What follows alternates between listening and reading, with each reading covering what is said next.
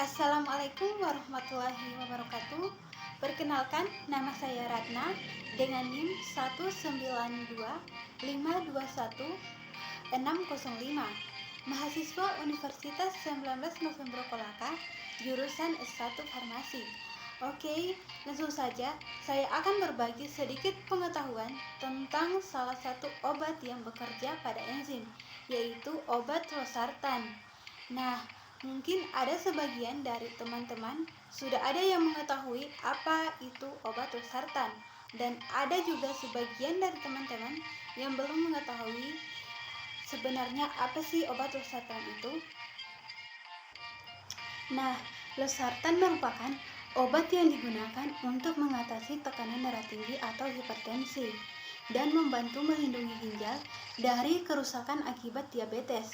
Selain itu, obat ini digunakan untuk mencegah stroke, serangan jantung, dan gangguan ginjal. Obat ini bekerja pada enzim yang merupakan golongan angiotensin receptor blockers atau disingkat ARBS yang bekerja dengan cara relaksasi pembuluh darah sehingga darah dapat mengalir lebih lancar. Dalam penggunaan obat ini harus sesuai dengan petunjuk dokter atau sesuai resep dokter. Selanjutnya, ketika seseorang mengonsumsi suatu obat, maka pasti terjadi efek samping.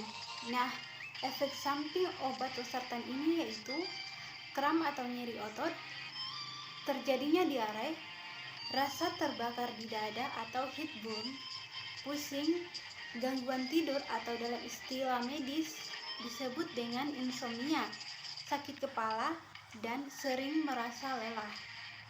Pasti ada sebagian dari teman-teman yang bertanya-tanya bahwasanya losartan itu bisa digunakan pada kasus apa saja. Nah, losartan ini diindikasikan untuk kasus-kasus hipertensi esensial ringan maupun berat, terutama bila pasien tidak dapat mentoleransi efek samping batuk yang timbul karena pemakaian ACE inhibitor maupun resistensi terhadap hipertensi golongan lain. Nah, seperti yang saya katakan di awal bahwasanya obat losartan ini digunakan untuk mengobati atau mengatasi penyakit hipertensi. Nah, pasti ada yang bertanya bahwasanya apa sih hipertensi itu? Nah, hipertensi adalah istilah medis dari penyakit tekanan darah tinggi.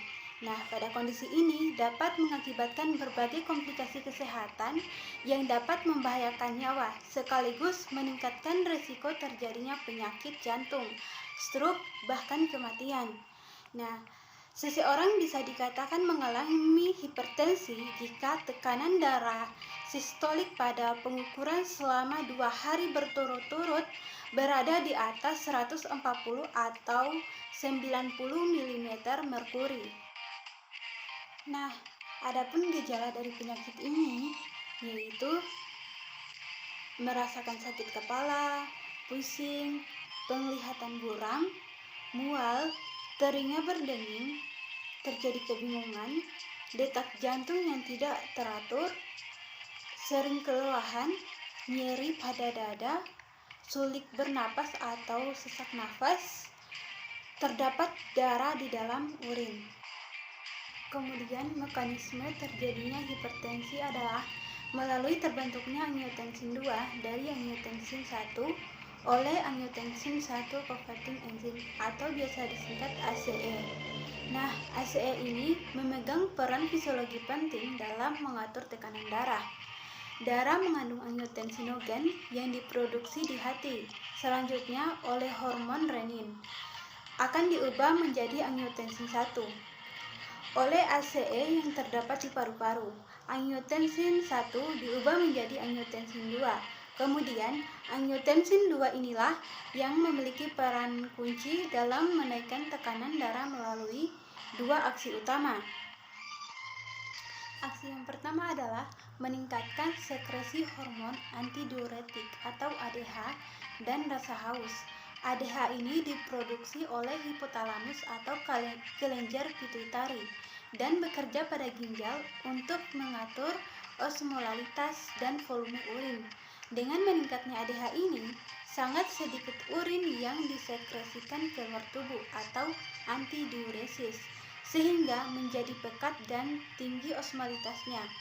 Untuk mengencerkannya, volume cairan di ekstraseluler akan ditingkatkan dengan cara menarik cairan dari bagian intraseluler.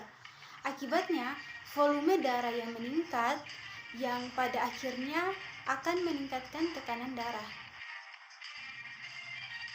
Aksi kedua yaitu adalah menstimulasi sekresi aldosteron dari korteks adrenal. Aldosteron merupakan hormon steroid yang memiliki peranan penting pada ginjal.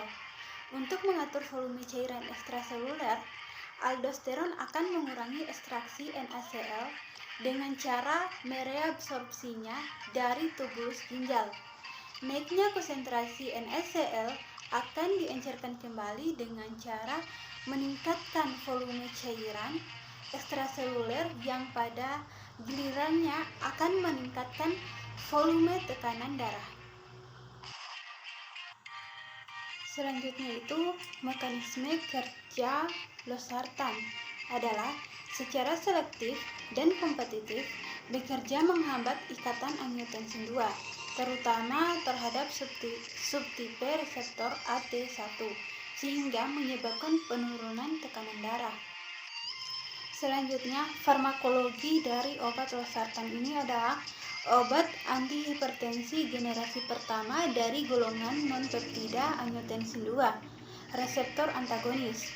Obat ini secara kompetitif dan selektif mengikat subtipe 1 dari A2, sehingga menghambat efek fisiologi dari A2.